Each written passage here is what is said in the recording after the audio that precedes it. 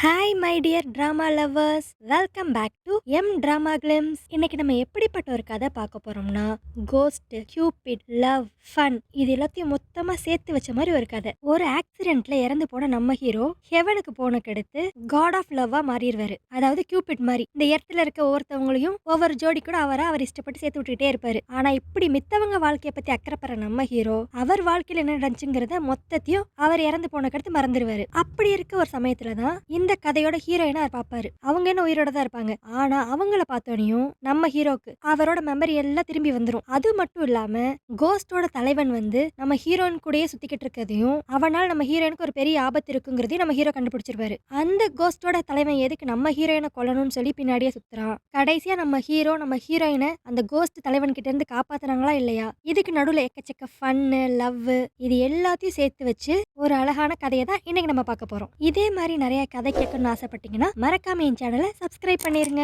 இன்ஸ்டாகிராம்ல ஃபாலோ பண்ணாதவங்க ஃபாலோ பண்ணிக்கோங்க. அப்பதான் நான் போடுற ஒவ்வொரு வீடியோஸும் உங்களுக்கு கரெக்டா நோட்டிஃபை ஆகும். ஸோ வாங்க கைஸ், நம்ம இன்னைக்கு கதைக்குள்ள போகலாம். ஸ்டார்டிங் எடுத்தோனையுமே நம்ம கதையோட ஹீரோவை தான் காட்டுவாங்க. அவர் அப்படியே ஜாலியா பாஸ்கெட் பால் விளையாண்டுக்கிட்டு இருப்பாரு. அதுவும் அவர் வயசு பசங்க கூட விளையாட மாட்டாரு. நல்ல ஏஜ்டான ஓல்டு மேன்ஸ் கூட தான் விளையாண்டுக்கிட்டு இருப்பாரு. இவர் நிறைய பாயிண்ட்ஸ் எடுத்துட்டு வரா. அந்த ஓல்டு பீப்புள்ஸ் தான் சேர்ந்துக்கிட்டு இந்த ஆட்லாம் செல்லாது வாங்க கிளம்பும் அப்படிங்கிற மாதிரி கிளம்பிடுவாங்களா.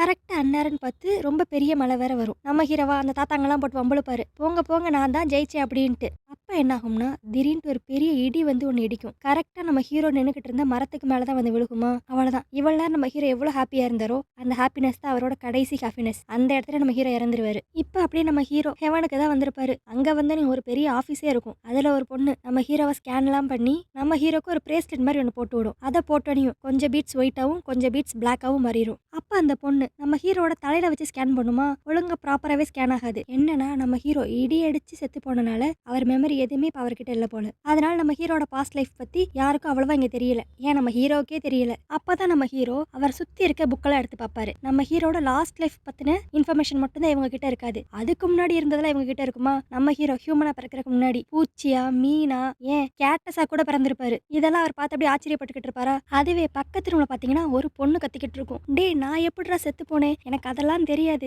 என்னை இப்பயே போய் உடம்பு கூட சேர்த்து என்னை திரும்பி உயிர் தெலுங்க வைங்கடா, ஏன் ஜீசஸ் எல்லாம் அப்படி ஆயிருக்காருல நானும் அப்படிதான் ஆவேன் அப்படிங்கிற மாதிரி அந்த பொண்ணு கத்திக்கிட்டு இருக்குமா. நம்ம ஹீரோ பக்கத்துல உட்காந்துருக்க அந்த பொண்ணு கவலைப்படாத, இதெல்லாம் டெய்லி இப்படிதான் இங்க நடக்கும், அதெல்லாம் பார்த்துட்டு தான் நாங்க வாழ்ந்துகிட்டு இருக்கோம் அப்படிங்கிற மாதிரி அந்த பொண்ணு சொல்லிடும். அதுவே நம்மளுக்கு இப்ப எர்த்துல தான் காட்டுவாங்க. ஒரு பொண்ணு நல்லா தான் ஃபேஸ் வாஷ் பண்ணிக்கிட்டு இருப்பா. ஆனா திடீர்னு கண்ணாடியை பார்க்க, திடீர்னு தண்ணியை பார்க்க, இந்த மாதிரி வியர்டா பண்ணிக்கிட்டு இருப்பா. அதுக்கடுத்து அவ டாகுக்கு உடம்பு சரியில்லைன்னு சொல்லி ஹாஸ்பிட்டல்லாம் கூட்டு போவா. என்னன்னு பார்த்தா அந்த டாகுக்கு ரொம்ப வயசாயிருச்சு, கூடிய சீக்கிரத்துல இறந்துரும் அப்படிங்கிற மாதிரி அந்த டாக்டர் சொல்லுவாரா. அங்க போய் லூஸ் தரமா கத்திக்கிட்டு இருப்பா. எனக்கு அதெல்லாம் தெரியாது, நீங்க எப்படியான்ட்டு என் டாக காப்பாத்தி ஆகணும் அப்படிங்கிற மாதிரி பேசிக்கிட்டு இருப்பா. அவ பேசுறதுலயே கொஞ்சம் தெரியும் ஏதோ லைட்டா டிஸ்டர்ப் ஆயிருக்கா அப்படின்ட்டு. ஆக்சுவலி இவங்க தான் நம்ம கதையோட ஹீரோயினியே. இதுவே இப்ப இன்னொரு பக்கம் ஹெவன்ல தான் காட்டுவாங்க. அந்த வேலை பாக்குற பொண்ணா நம்ம ஹீரோ பத்தி ஃபுல் டீடைல்ஸ் தெரியல, ஏதோ கொஞ்சம் கொஞ்சம் மட்டும் தெரிஞ்சிருக்குமா. அதை மட்டும் ஒரு ஃபைல்ல போட்டு இந்த சைன் பண்ணு, அடுத்து ஒன்னு என்ன பண்ணலாம்னு சொல்லி நாங்க யோசிக்கிறோம் அப்படிங்கிற மாதிரி சொல்லுமா. நம்ம ஹீரோ இல்ல இதுல நான் சைன் பண்ண மாட்டேன், ஏன்னா என்னோட மெமரி உங்கள்கிட்ட ஃபுல்லாவே இல்ல, என்கிட்டே இல்ல, அப்புறம் எப்படி நீங்க என்னோட ஃபைலை கம்ப்ளீட் பண்ணிருப்பீங்க, நான் இதுல சைன் பண்ண மாட்டேன்ப்பா அப்படிங்கிற மாதிரி சொல்லிடுவாரா. அந்த பொண்ணு கடுப்பாயிரும்.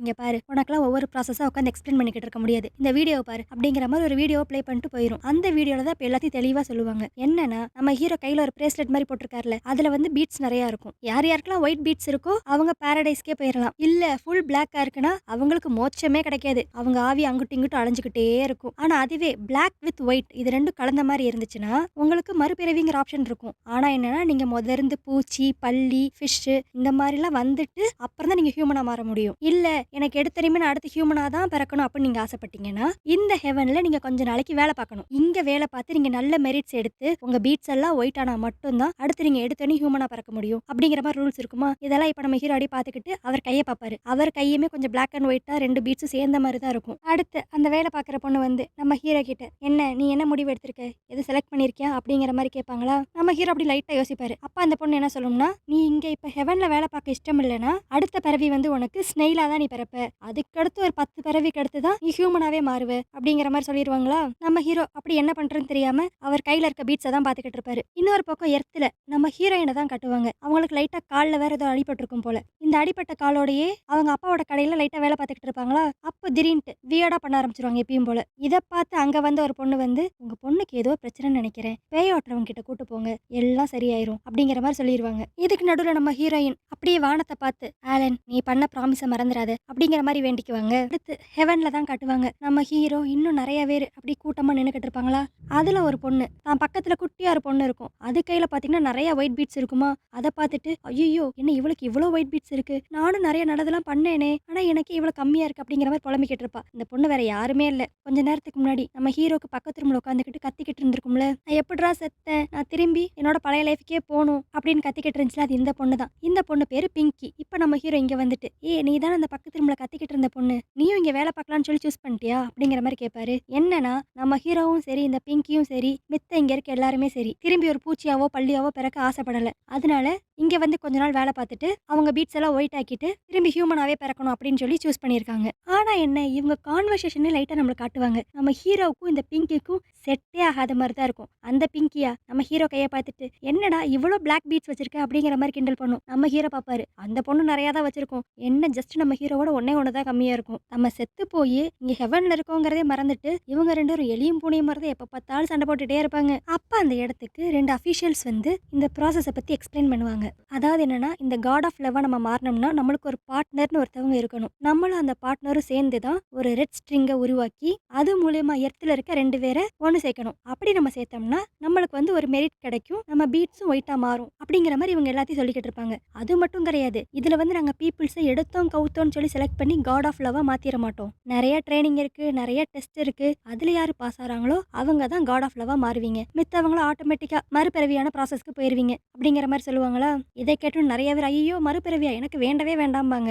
ஏன்னா இவங்க திரும்பி மறுபிறவி எடுத்தாங்கன்னா, பூச்சியாவோ, பல்லியாவோ தான் பிறக்கணும். இவங்க ட்ரெய்னிங் டெஸ்ட்லாம் பார்த்தா லைட்டா காமெடியா தான் இருக்கும். ஒரு ரெட் கலர் ரிங்க குடுத்து, கரெக்ட்டா ஒரு டார்கெட்ல போடுறது, இந்த மாரிலாம் இருக்கும். நம்ம ஹீரோ நல்லா தான் பண்ணுவாரு. ஆனா அந்த பிங்கியா கொஞ்சம் சொதப்பிக்கிட்டு இருக்கும். நம்ம ஹீரோவா சும்மா இல்லாம, ஒழுங்கா போடு. இல்லன்னா அடுத்த ஜென்மத்தில கருப்பாம்பூச்சியா தான் பிறப்ப." அப்படின்னு சொல்லி கிண்டல் பண்ணுவாரா, அதுக்கு அந்த பொண்ணும் சும்மாலாம் விடாது. "டேய் நீயெல்லாம் பேசாத. இடி இடிச்சு கருகி போய் வந்திருக்க. அங்கிட்டு போடா." அப்படிங்கிற மாரி அந்த பொண்ணும் கலாய்க்கும். இதுவே இன்னொரு பக்கம் காட்டுவாங்க. நெறைய பேர் நல்லா ஒயிட் ட்ரெஸ்லாம் போட்டுட்டு, ஒரு மில்க் மாரி ஒண்ண குடிச்சிட்டு, அடுத்து மறுபிறவிக்கான ப்ராசஸ்ல இருப்பாங்க. இவங்கலாம் நெறைய மெரிட்ஸ் வச்சிருக்கவங்க. ஃபுல் ஒயிட் பீட்ஸ் வச்சிருக்கவங்க. ஸோ ஆட்டோமேட்டிக்கா ஹியூமனா பிறப்பாங்க.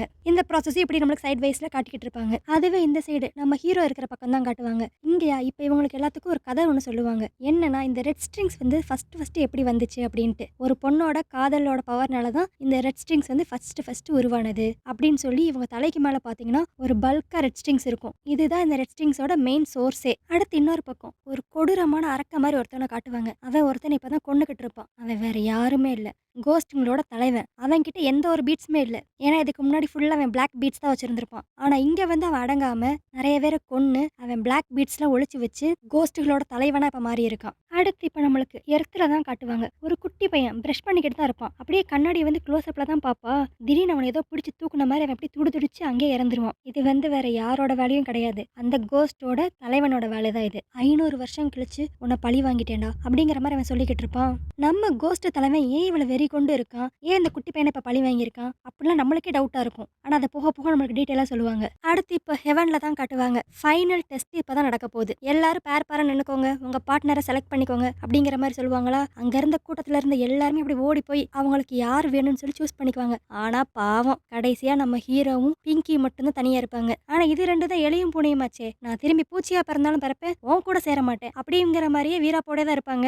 ஆனா பாப்பாங்க அங்க டைம் முடிஞ்சுக்கிட்டே இருக்கிற மாதிரி இருக்கும். வேற வழியே இருக்காது. இப்ப இவங்க 2 பேரும் பேர பாய்க்குவாங்களா. இப்ப இவங்களுக்கு 2 பேருக்கும் சேர்ந்தாப்புல என்ன டெஸ்ட்னா, ஒரு கோஸ்ட் வந்து அங்கிட்டு இங்கிட்டு சுத்திக்கிட்டு இருக்கும். அதை கரெக்டா பாயிண்ட் பண்ணி அதோட கையிலேயே இவங்க அந்த ரிங்க போடணும். இவங்க 2 பேருக்குள்ள ஒரு நல்ல கனெக்ஷன் இருந்தா மட்டும்தான் இந்த ப்ராசஸ்ல வந்து இவங்களால ஜெயிக்க முடியும். ஆனா இவங்களுக்குள்ளதான் அப்படி ஒரு கனெக்ஷனும் இல்ல, ஸ்பார்க்கும் இல்லையே. அங்க போய் 2 சண்டை போட்டுக்கிட்டு தான் இருக்கும். அங்க இருக்க ஆபீசரே முடிவு பண்ணிடுவாரு, இது 2 செட் ஆகாது அப்படிங்கிற மாதிரி. அப்பதான் நம்ம பிங்கி சொல்லுவாங்க, டே நம்மளுக்கு இந்த ப்ராசஸ் ரொம்ப முக்கியம்டா, இந்த என் கையை பிடிச்சிக்கோ இல்லைன்னா என் கழுத்தை பிடிச்சிக்கோ, எங்கேயான் ஸ்பார்க் ஆகி நம்ம 2 கனெக்ட் ஆகிறமான்னு பாருடா அப்படிங்கிற மாதிரி சொல்லிக்கிட்டு இருப்பாங்களா. நம்ம ஹீரோக்கும் அந்த பிங்கிக்கும் ஒரு ஸ்பார்க் கூட இருக்காது. பொறுமையை இழந்த நம்ம பிங்கி என்ன பண்ணுவாங்கன்னா, இந்தாடா வந்து என்ன கிஸ் பண்றா, அப்பயான் ஸ்பார்க் வருதான்னு பார்ப்போம் அப்படின்னு சொல்லி ரொம்ப க்ளோஸ் அப்பா வருவாங்க. நம்ம ஹீரோ ஐயோ சீ அப்படின்னு போவாரு. அப்படி திடீர்னு டக்குன்னு ஸ்டாப் ஆயிருவாரு. பிங்கியும் நம்ம ஹீரோ ரொம்ப க்ளோஸ் இருப்பாங்களா, லைட்டா இவங்களுக்குள்ள ஏதோ ஒரு ஸ்பார்க் மாதிரி இருக்கும். இதை யூஸ் பண்ணிக்கிட்டு அப்படியே 2 பேரும் அந்த ரிங்க தூக்கி போடுவாங்க. கரெக்ட்டா அந்த பேய் மேலேயே போய் விழுந்துரும். அப்புறம் என்ன, இவங்க 2 பேருமே இப்ப செலக்ட் ஆயிட்டாங்க. காட் ஆஃப் லவ்வாவும் மாறிட்டாங்க. இவங்க கூட சேர்ந்து நிறைய பேர் இப்ப புதுசா அப்பாயிண்ட் ஆயிருப்பாங்க.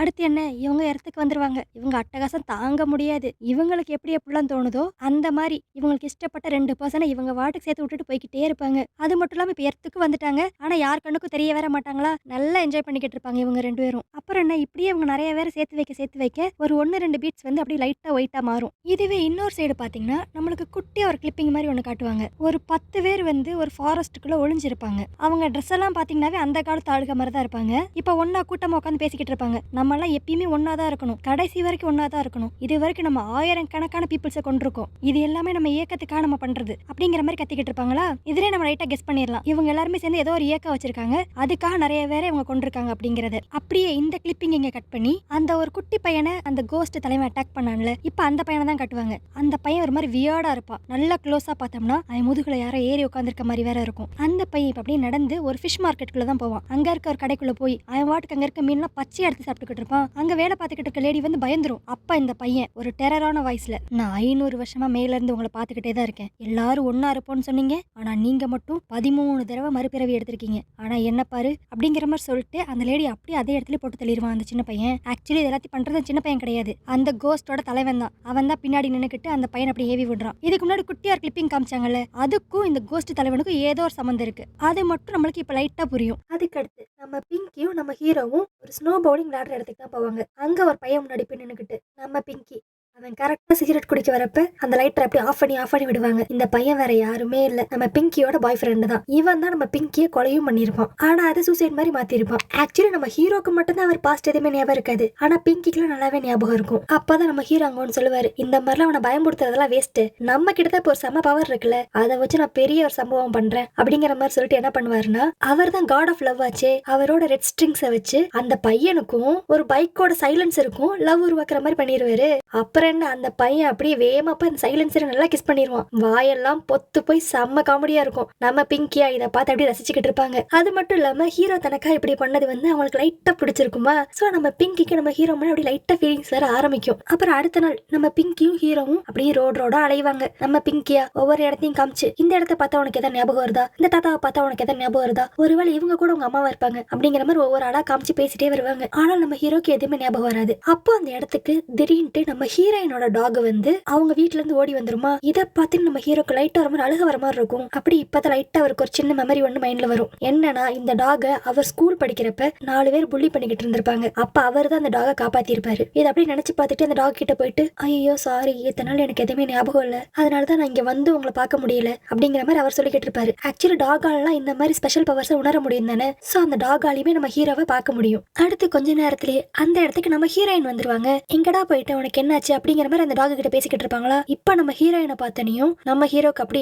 இன்னும் கொஞ்சம் மெமரிஸ்ல அவர் மைண்டுக்கு வரும். என்னன்னா, இவங்க சின்ன பிள்ளையா இருக்கிறப்ப நம்ம ஹீரோ படிக்கிற ஸ்கூல்ல புதுசா வந்து ஜாயின் பண்ணிருப்பாங்க. நம்ம ஹீரோக்கா சின்ன வயசுலயே அவங்கள பார்த்தனையுமே லவ் அட் ஃபர்ஸ்ட் சைட் தான். நல்ல பிஞ்சு வயசுலயே நான் உன்னை விரும்புறேன், நீ கல்யாணம் பண்ணிக்கிறியா அப்படிங்கிற மாதிரி ஹோல் கிளாஸ் முன்னாடி கேட்டவர் தான் நம்ம ஹீரோ. இப்ப இதெல்லாம் நம்ம ஹீரோ மைண்டுக்கு அப்படி எல்லாமே ஞாபகம் வரும். அப்படி அவருக்கு சின்ன வயசுல நம்ம ஹீரோயின் கூட படிச்சது, அவங்க கூட விளையாண்டது எல்லாமே அப்படி கொஞ்சம் கொஞ்சமா மைண்டுக்கு வருமா. அப்ப ஒரு தடவை நம்ம ஹீரோயின் சின்ன பிள்ளையா இருக்கப்ப கேட்டிருப்பாங்க, நீ ஏன்டா எப்ப பார்த்தாலும் என்ன கல்யாணம் பண்ணிக்கிறியான்னு கேட்கிற, அதுக்கான வயசா இதெல்லாம் அப்படிங்கிற மாதிரி கேட்பாங்களா. அப்படி இல்ல, நீ ஏதாவது ஒரு தடவை எஸ்ன்னு சொன்னா எனக்கு அந்த சந்தோஷமே போதும் அப்படிங்கிற மாதிரி நம்ம ஹீரோ சொல்லுவாரா. அதுக்கு உடனே நம்ம ஹீரோயின் குட்டி பொண்ணா இருக்கிறப்ப, இப்ப நீ இப்படிதான் சொல்லுவ, கண்டிப்பா ஃபியூச்சர்ல எல்லாம் மாறிடுவ அப்படிங்கிற மாதிரி அவங்க சொல்லுவாங்களா. அதுக்கு நம்ம ஹீரோ ஒரு டயலாக் ஒண்ணு விடுவாரு, சில விஷயங்கள் 1000 வருஷம் ஆனாலும் மாறவே மாறாது அப்படின்ட்டு. இந்த டயலாக் நீங்க நல்லா நோட் பண்ணி வச்சுக்கோங்க. இதெல்லாம் நம்ம ஹீரோ அப்படியே நினைச்சு பார்த்துட்டு அழுதுகிட்டே நம்ம ஹீரோயினை பாப்பாரா. அப்ப அவங்க கையில ரெட் கலர்ல ஒரு நூலை வச்சு குட்டியா ஒரு ரிங் செஞ்ச மாதிரி இருக்கும். இது அப்படியே நம்ம ஹீரோ பாத்துக்கிட்டு, அன்னைக்கு இவருக்கு ஆக்சிடென்ட் ஆச்சுல அந்த டேவை அப்படி யோசித்து பாப்பாரு. என்னன்னா, அன்னைக்கு நம்ம ஹீரோயினும் அங்கதான் இருந்திருப்பாங்க.